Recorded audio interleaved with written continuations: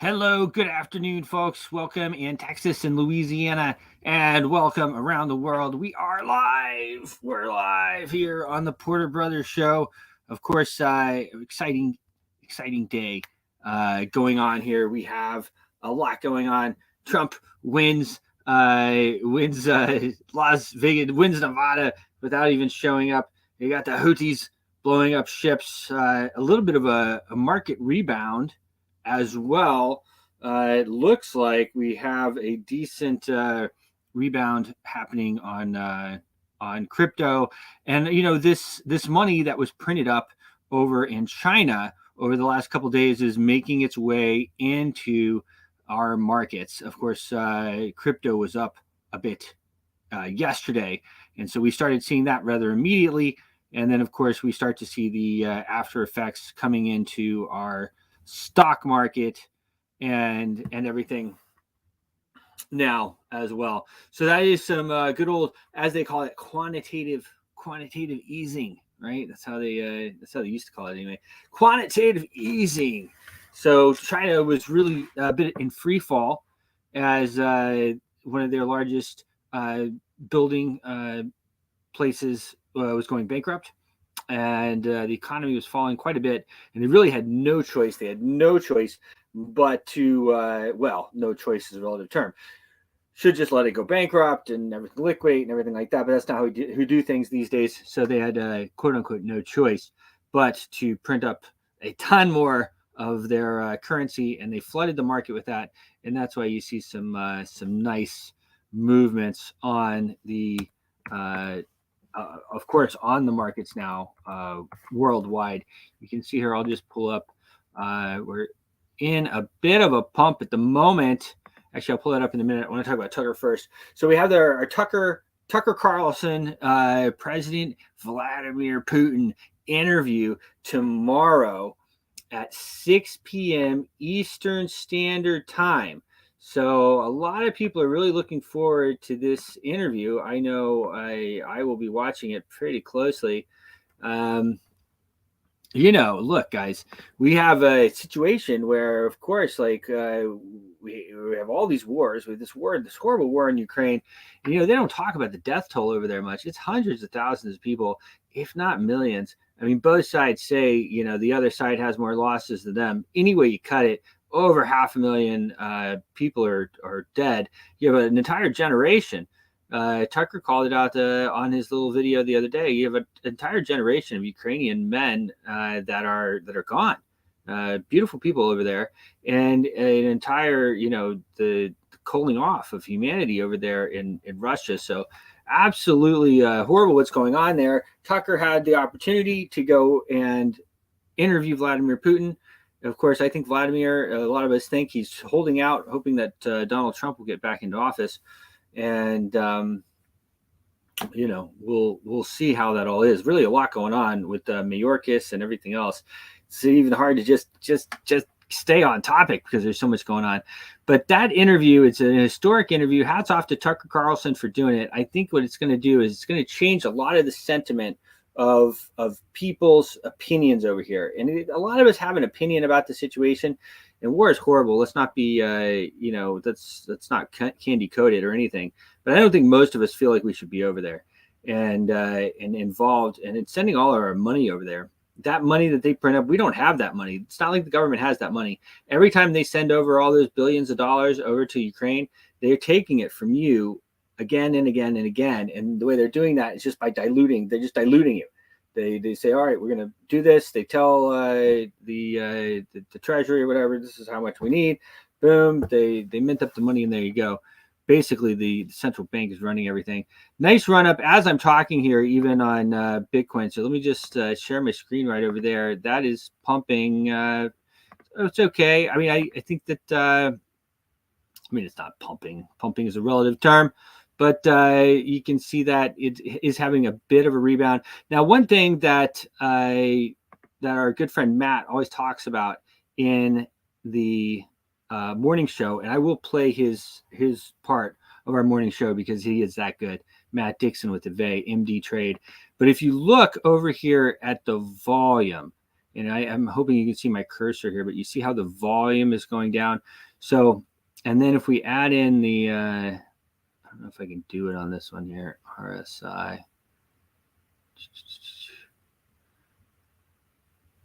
Anyway, if it would be interesting to look at the RSI. But this is, you have you basically have the price going up, but the volume is lower, and so that's something to look at. Now, we have charted this thing to go up to 49 and then a pullback. We'll see. These types of things are all over the place. We have a lot going on. The Houthis, of course, just hit 2 ships over there, over in the Red Sea. They're enforcing a blockade, is what they're doing. They're enforcing a blockade. Look at Ethereum. Now, Ethereum is looking pretty nice over here. 24.14. Now, that is, this is the daily chart I'm looking at here. Let me just pull out here. Look at that nice pump we had there. Nice pump on the Ethereum there. That is a lot of talks going on with Ethereum about they're going to be the next one to have the Bitcoin ETF. And that is very possibly going to be the case. They're going to get that, our Bitcoin ETF. They're going to get the ETF, not Bitcoin ETF. They're going to get their own ETF. It'll be an Ethereum ETF. And oh, hold on. I'm not sharing that tab with you. There we go. Sorry about that, guys. Although Bitcoin was pumping pretty good there too. Now you see that here is the Ethereum. Sorry about that. Here's the Ethereum chart. And you can see nice pump happening there as the influx of money goes in there. So pretty nice looking. One of my favorites as well, ICP. Let's just look at, and that's perpetual. Let me go back over to this one. ICP. ICP having a bit of a rebound as well. This is the 2-hour chart that you see here. Okay. So it remains to see how all this plays out. And of course, one of the crowd favorites, Doge, the doggy coin, is on a bit of a run as well. Excuse me. I want to look at these CoinGecko, one of the favorites here. So yeah, Bitcoin up about 0.2% or 1/5% in the last hour. So that's everything that's up today. So a pump here in the last hour that we're watching. Ethereum up 1.5% in the last hour. So Ethereum is up 2%, 2.5% on the day, 2.6. Really performing nicely. Remember, the all-time high on this is about 5,000. So although we do, crypto is crazy. We have been charting a pullback, but you never know where it's going to go before that happens. And we'll be keeping a close eye on it, and it'll be interesting to see. BNB, Solana here. Now Solana, it will usually kind of lead the way, or it'll go higher than some of the other ones. So you can see that 1.9 on the day. So there you go, 1.9 on there. So yeah, some of the other favorites here, as I mentioned, Internet Computer. So that one is down slightly. It is rebounding. The Dow, Litecoin. Let's look at Litecoin. Litecoin, the right coin, one of my favorites here, up about 0.5%. So the Dow was responding as well as we went in here. Yeah, so the Dow is up nearly 0.5 point. It's the same, 150 points as we go. In the NASDAQ, about the same as when I post. I just posted these on my X account. So pretty interesting situation, obviously, that we have going on around the world, right? With the Houthis. Now the Houthis just attacked 2 ships. The Pentagon just reported. So let me pull that comment up, because this is kind of interesting here as well. The Houthis. So the Houthis are enforcing a blockade, and that's their deal. And as long as Israel continues the bomb Gaza, they have said they're going to continue this onslaught here. So this is interesting. This just came off of my Twitter feed. I posted it. Up to 1913, Americans kept all of their earnings. Despite this, Americans still had schools, roads, colleges, vast railroads, subways, and an army and navy. Tell me again why taxes are necessary? Okay, we could go down that rabbit hole. So according to satellite images, the Houthis, Iran proxy, Troy Richards says, supplied with missiles from Iran, Russia, and China. I'll tell you what, man, the boogeyman is somebody else, in my opinion, but I hear you. There's a lot of bad actors in there. So according to satellite images, and let me just back this up, because the way I started on this was I looked at, as I was getting ready for the show, I looked at natural gas and I go, wow, natural gas is down considerably. What is going on? And so that I dug in a little bit and I saw that, let me just make sure everything's, I saw that the Houthis had attacked. So natural gas taking a bit of a dive today, trading at yearly lows at under $2 at $1.96.5. And then I did a little bit of research there, and the Pentagon had just reported that the Houthis hit 2 commercial ships in the Red Sea with multiple missiles. So that's going to be some fallout there. The Red Sea is a major natural gas shipping route. Price continues to drop as I post this. It has rebounded just a little bit. I can share that with you. It's rebounding just a little bit here.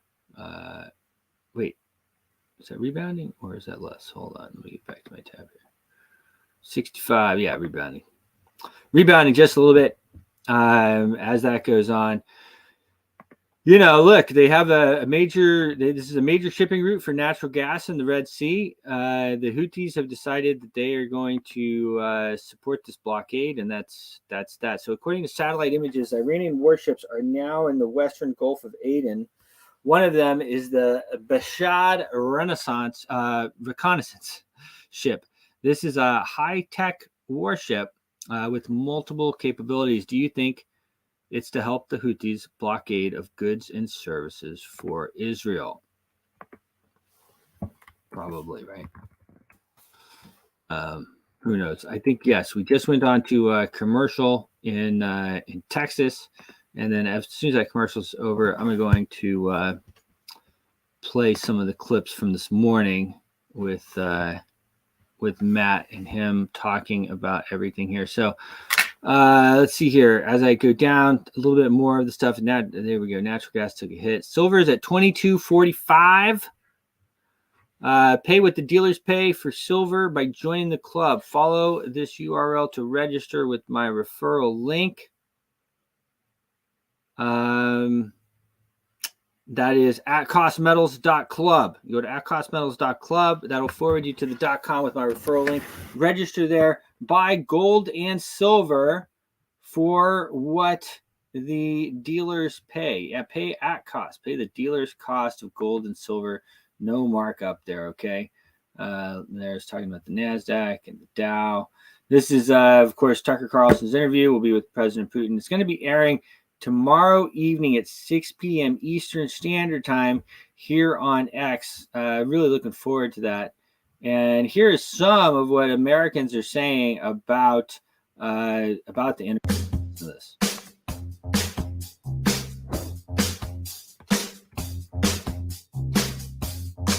Historic interview that we've had in years and years and years. I mean, I can't think of one that was this major, this big of a deal in my lifetime. I think more conversation's good. I feel like, the U.S. kind of likes to silence a lot of conversation and exchange. I don't agree with a lot of the politics of people, but I don't think that means we can't hear what they have to say. This is a big deal, and all the censors are in absolute full and complete panic mode right now because they don't want the American people. They keep in the dark. Them getting together with Vladimir and Putin is a scary thought.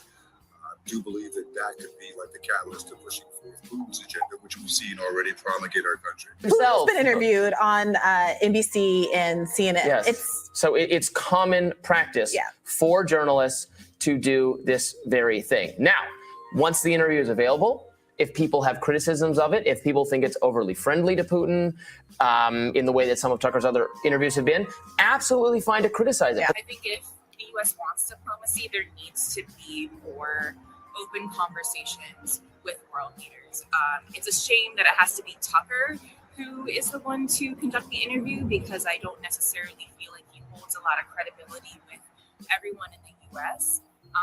But if more journalists want to follow suit, then I think it can lead to the normalization of relations. Notice how the left is losing their mind back because they can't make him look like he's a human being. Because everything from the Putin price hike to the Putin war, everything has to be negative, negative, negative. Don't talk, because guess what? If you make him into a normal civil person, then it's harder to call him an enemy on the news and try to start a war with him. That's what it is. So it has nothing to do with interviewing Vladimir Putin. It has everything to do with who's asking the questions and can they be controlled. And Tucker cannot. And this is why CNN is losing their ever-loving minds. There you go. And that was aired on Sputnik, which I believe is a Russian state controlled. And I'm going to play this. This is pretty crazy here. And then we're going to bring in Matt. Danced and dodged. We want to thank you for coming here. So it was revealed a little bit earlier. You know what? Maybe let me play. I'm going to play Matt because I think we're coming in here off of commercials in Texas. We really appreciate you guys in Texas and Louisiana for joining us. I want to play this right here. This is from this morning. Matt came in. They were great. Russian was being attacks over the last days. Right about. First of all, then I think it was Black Tuesday, wasn't it, in 1929? So Black Friday was 18. Happen. Make any money. Make the bags and stuff.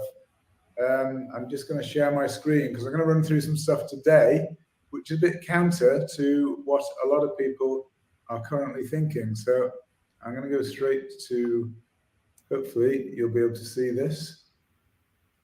Here, let me just add it to the stage here. There you go.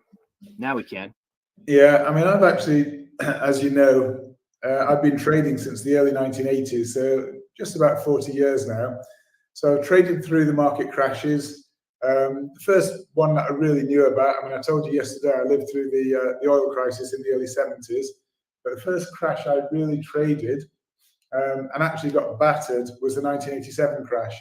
I was heavily long the market. I was making a lot of money before 87 because the market was really booming, all-time highs at the time, and I was making money hand over fist. Even my bank manager was asking me, how do you do it? How are you making so much money? But I got absolutely battered when the crash came. And as we saw yesterday, 22% fall overnight. And I was leveraged at the time, and I got absolutely wiped out. So I wasn't ready for that. I just used to go with the market, you know, what everyone was saying. Everyone was saying the market's going up, and that's how I used to trade. So I learned a big lesson from that.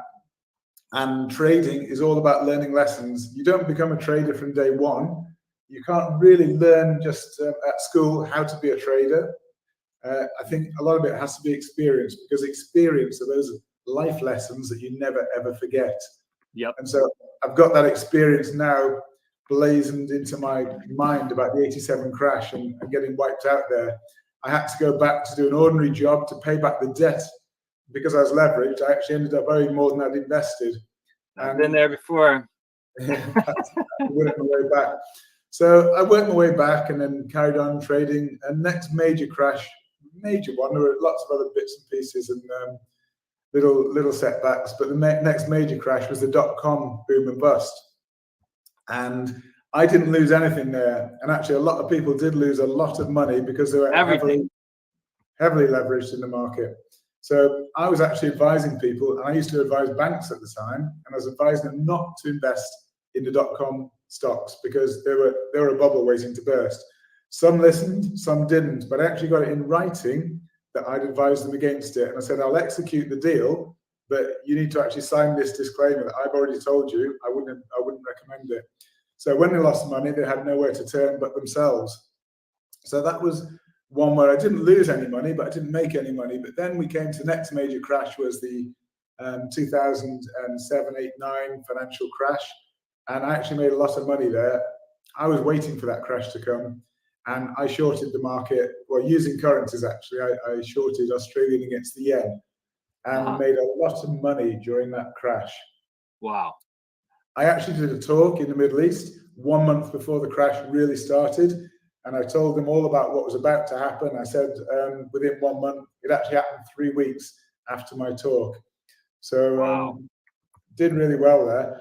But the reason I'm telling you all this is because I hear a lot of people right now almost say, I'm stupid to say the market could correct, Bitcoin could fall, or anything of that sort. And when everyone starts telling you you're stupid, it starts to make me think, maybe I'm onto something here. Maybe I'm right.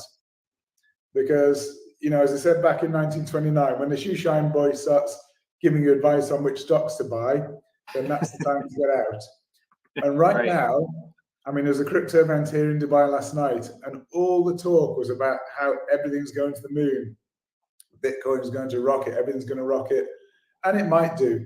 So what I've learned over the years is, do not position yourself 100% one way or the other way. You have to use risk reward, unless you're just a long-term hodler or you're building a good portfolio, diversified portfolio, that's fine.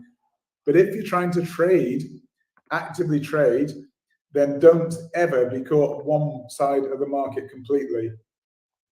Use risk reward, use your stop losses, and be prepared to take a loss, because that's what trading's about. You make losses, you make gains, but your gains need to be bigger.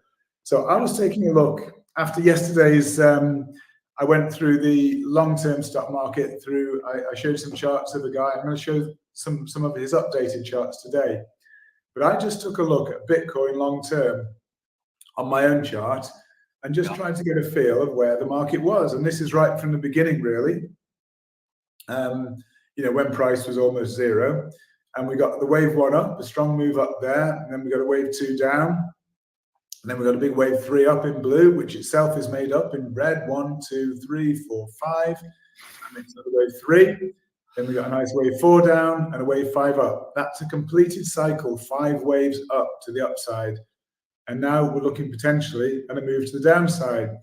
Now, whether that move is complete or not, nobody can actually say, but there were some signals that I used along the way. And I've used this with other cryptos in particular that I've traded. For example, One Harmony, there's a warning sign flashing red, this particular signal on One Harmony that told me when it's around 40 cents that the market was at a peak, it was about to drop. So what I've drawn here, the blue line is from peak to peak, and we touched on this yesterday. This is called divergence. It's basically a divergence indicator between price and RSI, which is an oscillator. So the price peaks are going up, and the RSI peaks, the corresponding RSI peaks, are going down.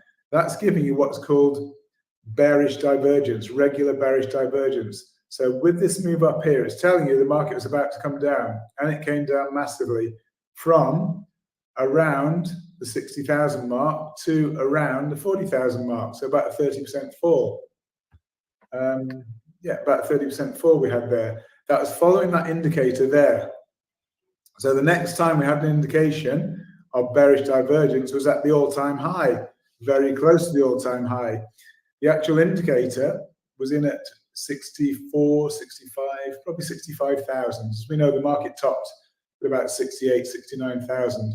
But the indicator came in at about the 64, well, probably 65,000 mark, where we got higher highs on the price peaks and corresponding lower highs on the RSI peaks. And incidentally, we actually came from overbought on the RSI. So this was a warning sign flashing red that the market was about to take a dump. And that's precisely what happened. You can see how sharply it fell from 69,000 down to 15,000. So it fell, 75%? More than that, nearly 80%, something like that. So massive fall, but that was signaled. That was actually signaled here with this divergence indicator. So again, the warning sign was flashing. And now we have a long-term indicator here. This is a different one. I've got this one in red up here. This is called hidden bearish divergence. So this was bearish divergence telling you to turn down. This one is hidden bearish. And what this one tells you is that the market is likely to continue this downward trend. So although we've been moving up here, from the peak, we've actually been still moving down overall. So this indicator is telling you of continuation of the downward trend, because we're seeing lower highs on the price and we're seeing higher highs on the RSI. And once again, we're seeing RSI in overbought territory, telling you that basically the price is overbought and we're likely to decline in price. So that was that indicator. And then finally, there's a small one here you can see. This is, you need to look at it on a shorter term chart probably, because it's not drawn in quite correctly here. But basically on a shorter time frame, if you were to look on the daily, you will actually see that there is some regular bearish divergence in place. Right, with the higher high and the lower high RSI. Correct, yeah. So that's telling me there's some warning signs. And the other really interesting thing is that following the move up, we've had what is called the triangle, which is an ABCDE formation here. That's a triangle. Triangles cannot form in wave 2 positions. So some people are trying to tell us we've had wave 1, wave 2, and we're working on a wave 3 to the upside, which is going to take us to new all-time highs, etc., etc. But if this is labeled correctly as a triangle, it cannot be wave 2. It's not possible. So it would have to be basically a wave B. So that would mean it's A, B, C, which is a completed correction higher, meaning that the next major move is to the downside. So I'm not telling you this as absolutely nailed on. I'm just saying there are other options in the market that we need to be aware of. Because if you're one side of the market, you'll end up losing long term. Let's get back to this guy. I mentioned him yesterday, Sid Norris. He's been in the market even longer than I have. Not as long as this chart. Impossible. Not as long as this chart. This chart started 1896 when the Dow Jones started. This is his updated chart.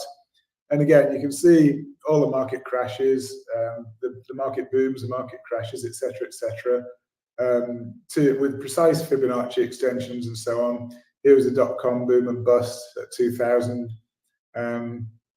Back to here, got a major setback. And then from that, we've had a final move up in 5 waves, which here is made up of 1, 2, 3, 4, 5. Now, I mentioned yesterday I didn't like his counting. He's actually revised it, which is really nice to see. Oh, wow. He was probably watching. Hopefully, yeah. So this is now much more correct looking, because the wave 3 is an extension of wave 1, a big extension of wave 1, which is what you'd normally expect.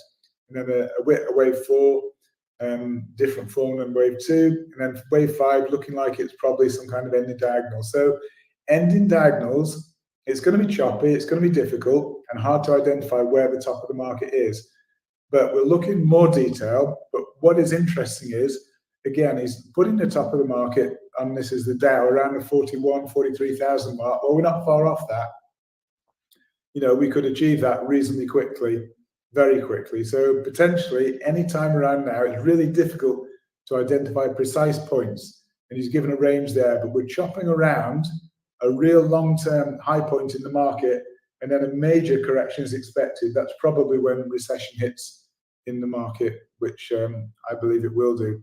So just to look at this over a shorter term, this is looking at that final move up, the wave 5 we talked about. So here was the setback in the 2007, 2009 financial crisis down here, made up of 3 waves, in fact, but that set us back down here. And then moving up in 5 waves, 1, 2, 3, 4, and we're working on the final 5th wave of the 5th wave, but it's going to be choppy, as we can see.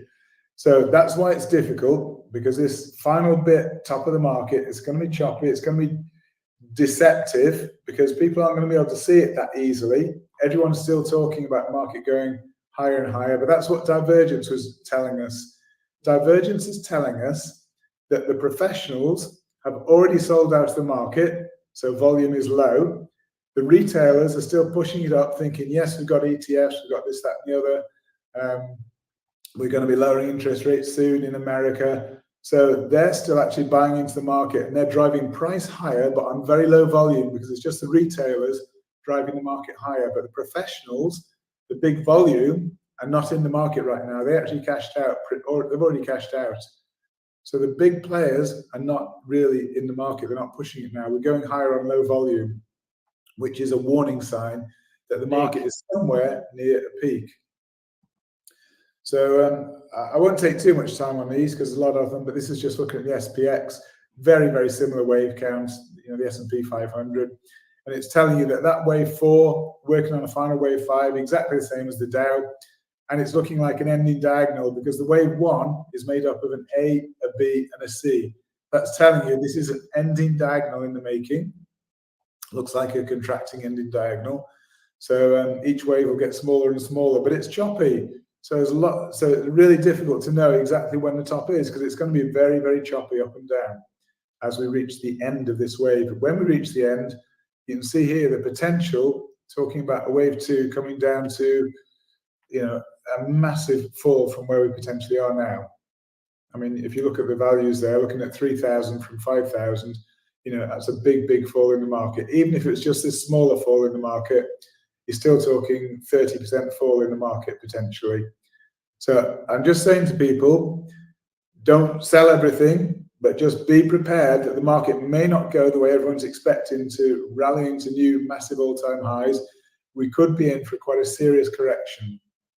Here's again looking at more detail, but I won't focus on it. We can, if you want to focus later, we can do.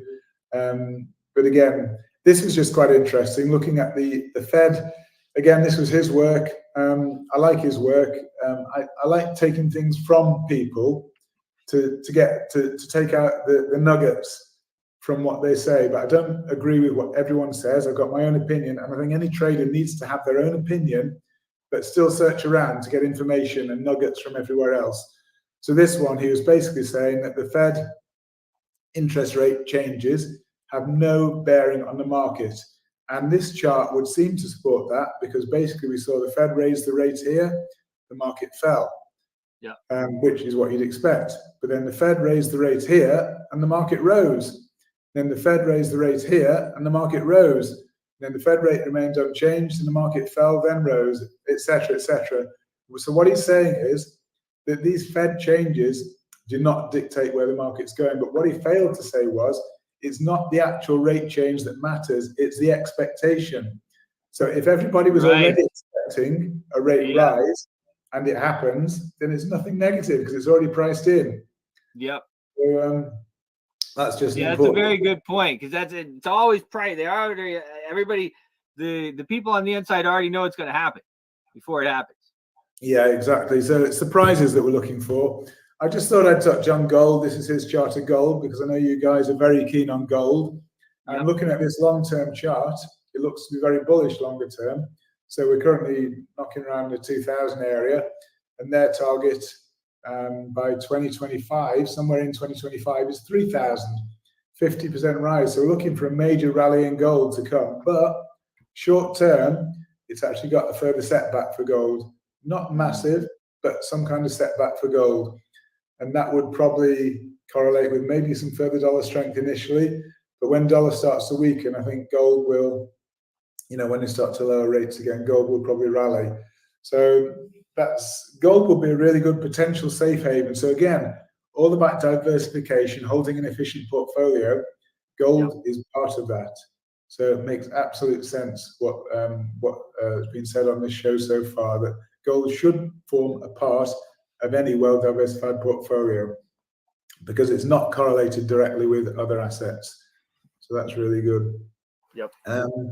Here's Bitcoin. This is actually his chart on Bitcoin. It's actually agreeing with my kind of long-term view that potentially we're headed for some serious downside. But the next major move, if it were correct, if this chart is correct, he's saying that we've had 5 waves up to the top, which is what I said. Then he said we've had 5 waves down. And then basically he's got, again, the same 5 up, then ABC, which is in the form of a triangle, and higher. So that's telling you this is corrective higher. So the next big move is to the downside. And he's got targeting the previous low, FTX low, as the initial move down. So 15,000. So that would be a 70% fall or somewhere around that sort of range. Yeah. So potentially we could be in for a rocky time. I'm just saying potentially because it's important to give two sides of the story. As I say, I'm just hearing too many people talking about Bitcoin going to the moon and everything going to the moon. And as we said, if everyone's saying it, you've got to think something else. Well, that's exactly right. Because as well, we know, there's a lot of players out there who are, the money doesn't come out of nowhere. So, well, sometimes it does, I guess, but they want to take the money.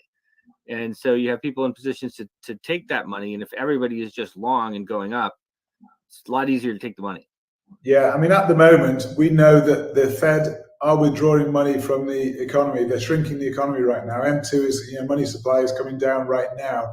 So money is going to come out of risk assets at some point soon. Yes, it could well reverse once they actually start to lower interest rates. Later this year, at some point, it will happen. We don't know quite when it's going to be. But at the moment, as they're withdrawing money from the economy, there's less money to spend. It means that prices are probably, asset prices, risk asset prices are probably going to go down. And here's just a shorter term view. Again, I won't go into too much detail there, but we can see that potentially, we are looking at the next major move down. And I think we're just going to keep this in the back of our minds as to where the markets are potentially going. So, I won't focus too much, just finish probably on my long-term chart here on Bitcoin. So this from that FTX low does honestly look to me like it's probably corrected because again, we're getting quite a bit of overlap. This wave here is overlapping this wave here. So that's telling me this is probably a corrective ABC move higher. So we may well move a little bit higher short term, but I'm just saying I think we should be aware of potential downside. And just to be transparent, I actually closed my long Bitcoin position this morning and took profit on it. And if it goes higher, I don't care. I've taken some profit. That's all that matters to me. But just to be, again, transparent, this is what I see as the major risk in the market is to the downside. I don't see the risk to the upside so much right now because too many people are talking about it. So, in summary, that's where I'm sat with the market. There we are with yesterday's 1929 crash. Well, it's always a great show. Yesterday was great as well. Talking about the history of Black Friday. I know they weren't always on Black Friday, but no, as they say, the Black Days. There's Black Friday first of all. Then I think it was Black Tuesday, wasn't it, in 1929? So Black Friday was 1869. Black Friday was 1929. Then we had next major crash after that was the 87 crash, which was I think that was Black Monday, wasn't it? No, I think we had Black Wednesday when the UK fell out of the exchange rate mechanism. And we'll need to see what day this one happens on this time round if we get a major crash. But, well, it is interesting. As I said, I think that the major players, a lot of the major players in the markets, they really don't want a Trump presidency. They don't want, the WEF, all these big money guys. They don't want to see what's happening in with the protests across Europe as well. This does not go along with their agenda. And so to think that they're going to continue to pump the market, I think I don't think it's a very, very smart assumption. Now, it may continue to rise, but if it turns out that we're going to have these waves of political change coming on, I think it makes sense that the markets will correct. Yeah, I mean, it's interesting. The one I showed you about divergence, showing you that the prices are actually going higher, but the volumes are going down. That is telling you that the big players have already taken the money out of the market, and the market's been pushed up by the retailers. And this news of the ETF, for example, just looking at Bitcoin, the ETF approval, and we've got the upcoming ETF approval probably for Ethereum. This is the kind of news that's still pushing retailers saying, yeah, the market's going to go to the moon, etc. And the retailers are still buying. But we can see on the volumes, we can see that the big players, a lot of big players have pulled money out of the market. Yes, like some big Matt, players. like Matt Dixon, the big players pulling Yeah. pulling their money out of the market. Pulled all mine out of Bitcoin this morning, and what happened to Bitcoin price? Well, It went right down. now, Well, it's I was actually just about to share that as actually because even while we're doing the show, it's like they're watching us. they heard. They heard. We do have quite a bit of viewership there, over 2 million reach in Texas and Louisiana, and then of course about a 2 million reach across our socials as well. So the show is getting out there. So yeah, just and I was just kind of looking at the volume. So if you look at the volume here, it is actually, and this is a 3-day chart, but you can see it's kind of moving down. Yeah, interesting. Well, there's a lot going on in the world. I mean, it's absolutely crazy what we have going on. I guess Blinken just landed, Secretary of State Blinken just landed in Israel. I guess they're going to try to negotiate some ceasefire. I guess it will be successful, but it's going to be temporary.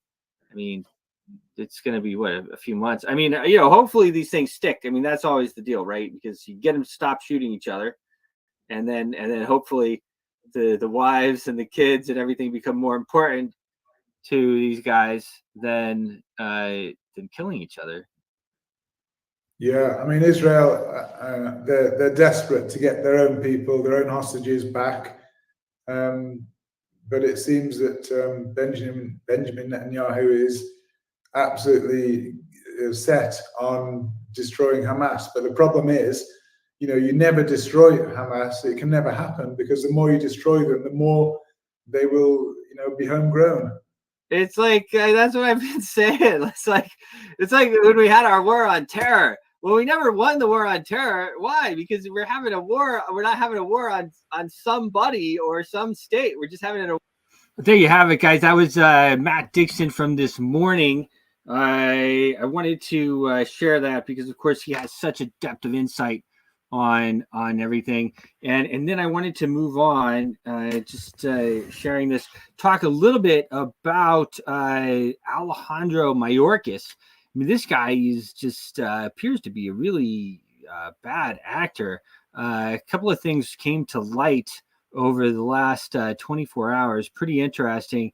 Him just testifying to Congress, by all appearances, not being truthful, and more. So I'm gonna go back over to my my tab here. Actually, share this one because I just did that, and I want you guys to watch this. This is pretty crazy what we have going on here. So Mayorkas. So watch this. And then I'm going to play the other one. So who do you think the guy Obama appointed to DHS Secretary Mayorkas actually works for? Let's check this out. The same year, an investigation was launched by the DHS. If you're not already convinced that DHS Secretary Mayorkas is absolutely corrupt, I'm going to take you back to 2013, the year that he was appointed to his position by President Obama. The same year, an investigation was launched by the DHS Inspector General's office into Mayorkas' oversight of something called the EB-5 Investor Visa Program. This program offered green cards to foreign investors who invested $500,000 into businesses in the United States in order to essentially create jobs.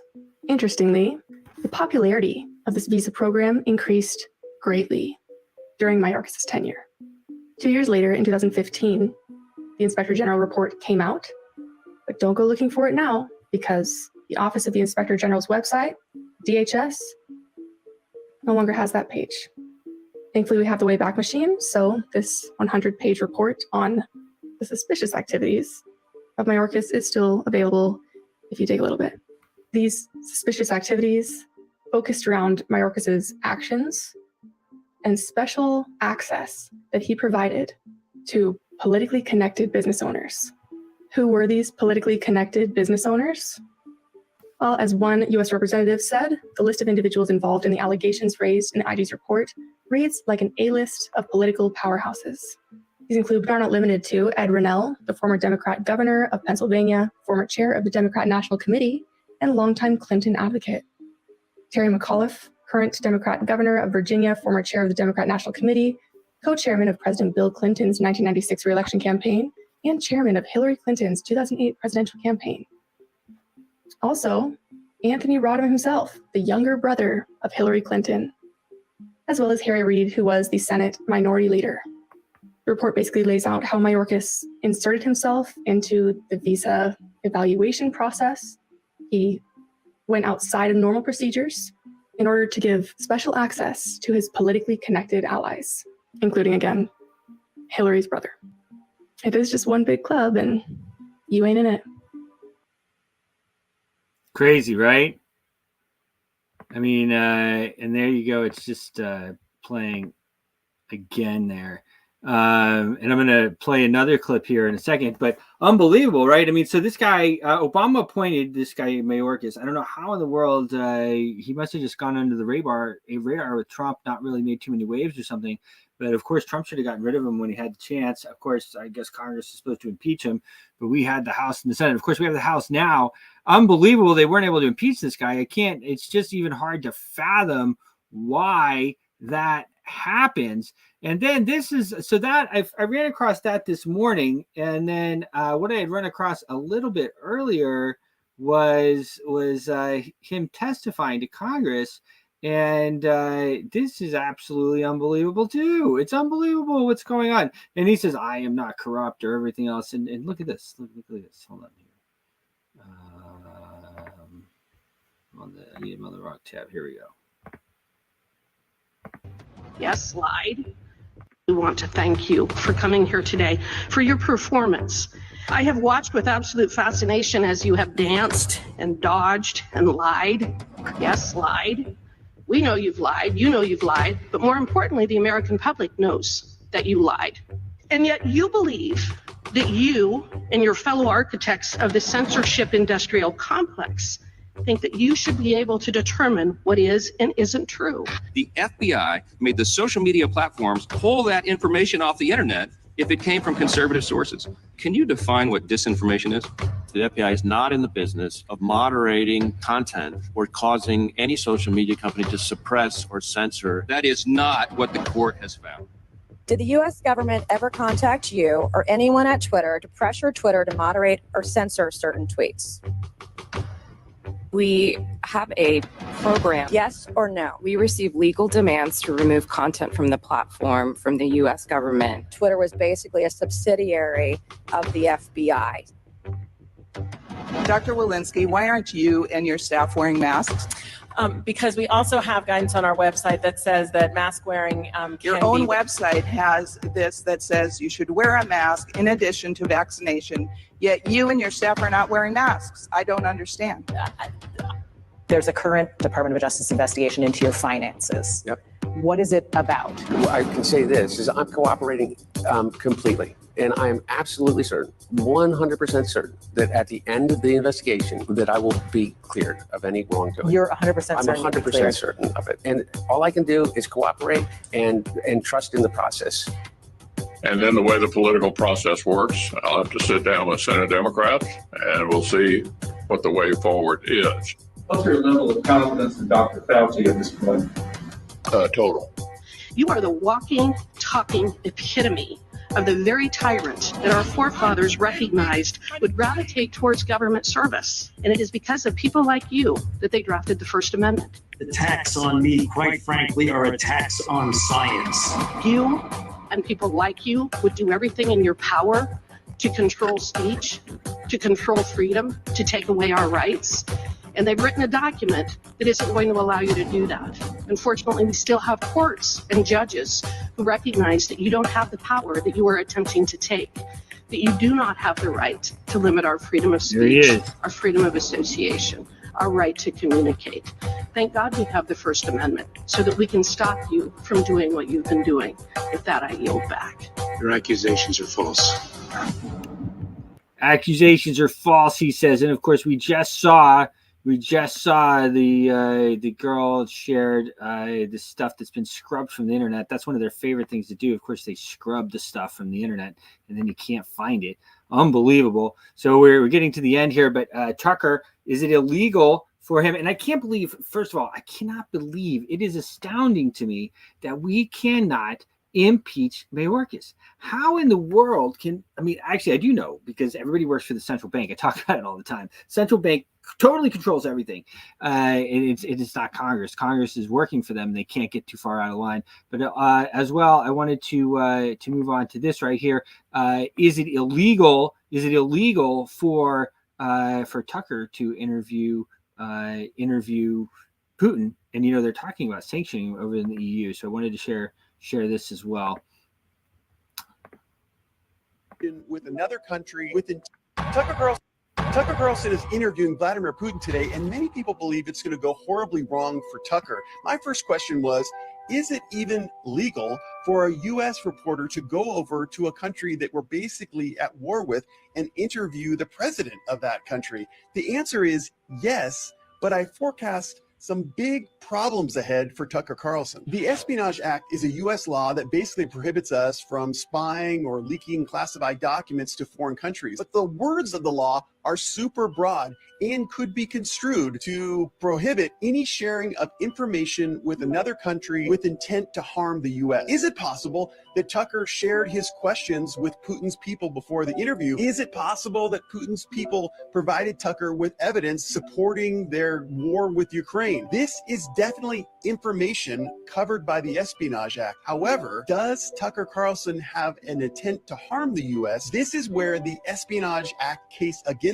Tucker gets weaker, and it gets even more weak when you consider that U.S. government is duty-bound to follow the dictates of the U.S. Constitution. The Constitution guarantees freedom of the press, and the U.S. Supreme Court has done everything it can to protect this provision and journalists. That's why only in extreme cases can the U.S. government violate the Constitution. Journalists are free to publish classified information or information that was stolen, so long as the media didn't steal the information, unless the government can demonstrate an immediate and direct threat to national security. So my view is that Tucker Carlson's interview with Putin is ultimately legal, but Tucker is acting boldly.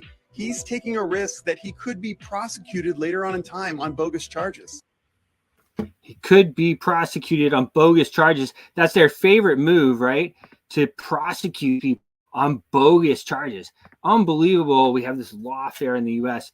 I don't know, guys, when we are going to just stand up to this. I'm going to show this again. When are we going to? When are you guys want to come to my tea party? I keep saying, when do you want to come to my tea party? Until 1913, Americans kept all of their earnings. Despite this, America still had schools, roads, colleges, vast railroads, subways, and an army and a navy. Guys, it was a 2% tax that we got upset about. This is Putin on the political persecution of President Trump. It shows the rottenness of the American system. As far as the prosecution of Trump is concerned, this is good for us in today's conditions because it shows the rottenness of the American system, which cannot pretend to teach others about democracy. All that is happening with Trump is the persecution of a political rival for political reasons. And this is done in front of the public of the United States and the whole world. As far as the prosecution of Trump is concerned, this is good for us in today's conditions. Pandemonium. Unbelievable, really, how that's going on. Guys, make sure that you diversify. Go to atcostmetals.club and join. It's free to join. Get some at cost, dealer cost of gold, silver, palladium. Go to atcostbitcoin.club and join using that referral link of KuCoin. You can get your different, all types of different coins on there. Go to Global Boost with the dot between the O and the ST. Get involved. We're setting up a decentralized media network that is censor resistant, so that we can protect ourselves. The road ahead is crazy. It's just crazy how everything's going. Appreciate you guys joining in. Always a pleasure to be here with you. See you tomorrow.